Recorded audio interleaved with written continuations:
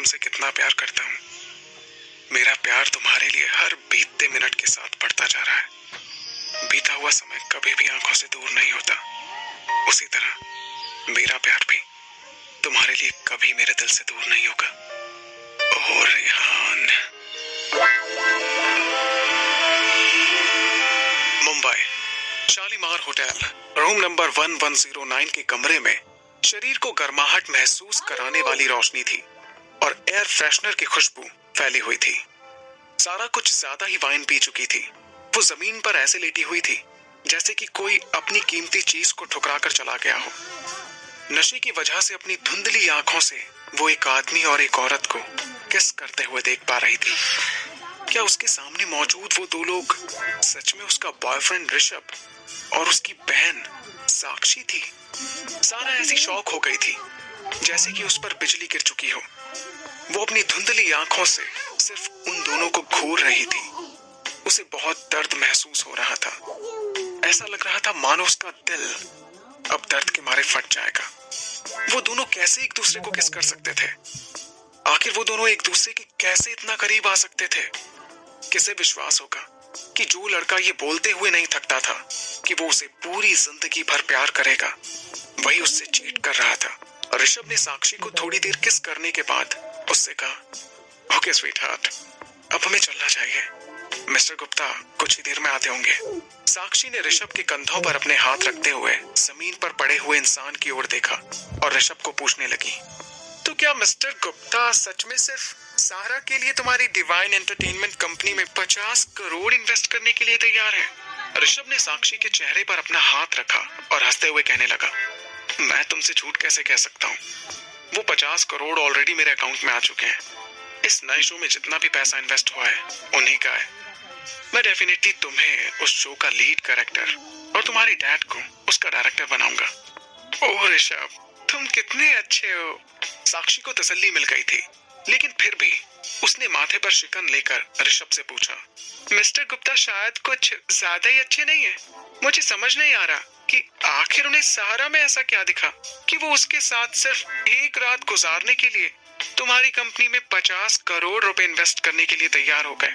तुम्हें क्या लगता है, क्या वो मुझसे बेटर है?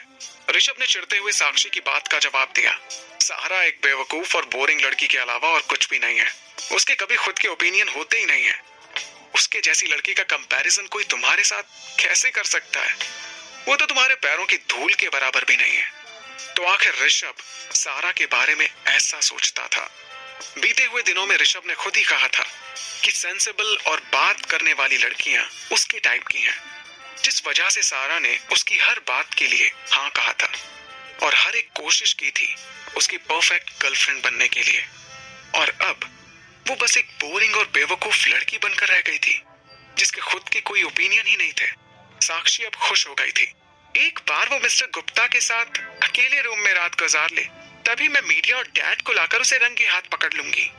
स्कैंडल से वो मुंबई की सबसे पॉपुलर लड़की बन जाएगी और फिर तो तुम उसके साथ एक जस्टिफाइड रीजन से ब्रेकअप भी कर सकते हो।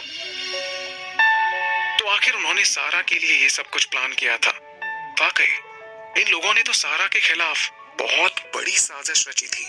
स्वीटी, तुम बहुत स्मार्ट हो।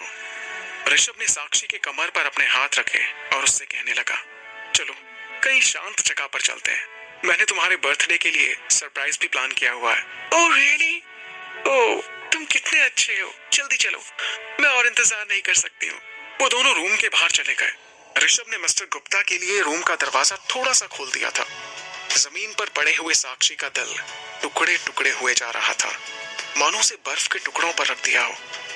ऐसा लग रहा था जैसे कि कोई तेज धार वाले चाकू से उसके दिल के टुकड़े टुकड़े कर रहा था, एक के बाद एक। उसके सीने में इतना दर्द हो रहा था कि वो सांस भी नहीं ले पा रही थी। अगर सारा खुद अपनी आंखों से नहीं देखती और अपने कानों से नहीं सुनती, तो वो कभी इस बात पर विश्वास नहीं कर पाती कि ऋषभ और साक्षी उसे एक घटिया बिजनेसमैन मिस्टर गुप्ता को 50 करोड़ के लिए बेच देंगे। ऋषभ सारा का बॉयफ्रेंड था, जो बचपन से उसके साथ बड़ा हुआ था। वो सालों से उसे जानती थी और उसे पसंद भी करती थी। उसने अपनी माँ के गुजर जाने के बाद उसके पास रखा सारा पैसा ऋषभ को दे दिया था। उसकी खुद की कंपनी स्टार्ट करने के लिए, जिसका नाम उसने डिवाइन एंटरटेनमेंट रखा था। उसने पहले सारा से कहा था कि एक बार उसका बिजनेस आगे बढ़ जाए तो वो उससे शादी करेगा और उसे एक स्टेबल और खुशहाल जिंदगी देगा। लेकिन वो सब एक झूठ था। साक्षी सारा भले ही सगी बहनें नहीं थी, लेकिन सारा ने उसे सालों से अपनी सगी बहन से ज्यादा प्यार किया था। तो क्या साक्षी ने आज तक उसे सिर्फ धोखा ही दिया? क्या सारा उसकी नजरों में कुछ भी मायने नहीं रखती थी? ये दो इंसान सारा की जिंदगी में बहुत अहमियत रखते थे, लेकिन इन्हीं दो इंसानों ने उसे साथ मिलकर धोखा दिया और उसे बेच दिया। और एक तरफ महेश था। क्या वो उसका पिता कहलाने के लायक भी था? कौन सा पिता अपनी खुद की बेटी को ही बेच देगा? शब्दों में बयान नहीं किया जा सकता कि सारा को कितना दर्द महसूस हो रहा था। ये लोग अपने मतलब के लिए कुछ भी कर सकते थे। इनका असली चेहरा घिनौना और बहुत गंदा था। किसी ने सच कहा है कि अपनों का दिया हुआ धोखा ही सबसे ज्यादा दर्द देता है। अपने साथ होने वाले भयानक हादसे के बारे में सोचते ही सारा सोचने लगी कि वो मर जाएगी, लेकिन कभी भी उनका प्लान सक्सेसफुल नहीं होने देगी। उस समय सारा के चेहरे पर कुछ अलग ही एक्सप्रेशंस थे। अपनी बॉडी में हो रहे बदलाव को समझते हुए सारा को याद आया कि ऋषभ और साक्षी ने उसकी ड्रिंक में सिर्फ अल्कोहल ही नहीं मिलाया था, बल्कि कुछ ऐसा मिलाया था जिससे वो धीरे धीरे नींद के आगोश में जा रही थी। उसका सिर भारी होने लगा। अपना होश खो देने की आखिरी कगार पर उसने फोन लिया और एक नंबर डायल करने लगी। भगवान जाने कितनी देर बाद उसे अपनी ओर कदम चलते हुए सुनाई देने लगे। वो आधी बेहोशी की हालत में जमीन पर पड़ी हुई थी। उसे हल्कापन महसूस होने लगा। किसी ने अपनी बाहों में लेकर उसे जमीन से उठाया। सारा ने उस आदमी की चमकती गहरी आंखों की ओर देखा। उसकी नजरें उस आदमी के पतले लाल होठों की ओर गईं। वो उसके बदन से आती हुई ठंडी धीमी खुशबू को महसूस कर पा रही थी। फिर उसने उस आदमी के सीने पर अपना सर रखा। वो उसे कहीं जाने नहीं देना चाहती थी। बहुत ज्यादा पी लेने से सारा को अपनी हरकतों का ख्याल नहीं हो रहा था।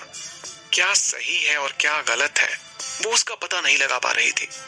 वो आगे बढ़ी और उसने उस आदमी के पतले लाल होठों पर किस कर दिया। वो उसे गले लगा बैठी। उस किस का कोई ज्यादा खास मतलब तो नहीं था, लेकिन उसने उस आदमी के अंदर की हैवानियत को जगा दिया था।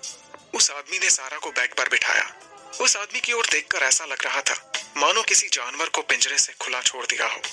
वो बहुत ताकतवर था। सारा खुद को उसके सामने बहुत कमजोर महसूस कर रही थी।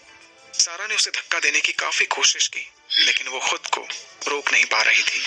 अपने साथ हुए धोखे की वजह से वो कुछ सोच ही नहीं पा रही थी। शायद सही गलत की पहचान वो खो चुकी थी। अपने साथ हो रहे इतने बड़े गुनाह को भी वो समझ नहीं पा रही थी। आखिर वो आदमी कौन था?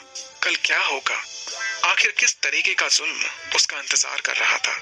सारा कुछ भी सोच नहीं पा रही थी। उसे सिर्फ इतना पता था कि आज के बाद उसकी जिंदगी पूरी तरह से बदल जाएगी। नजरों का ये तेरा जादू मुझे दीवाना करता है। देख के तुझे ओ जाने जाना दिल ही धक धक करता है। Truly, deeply,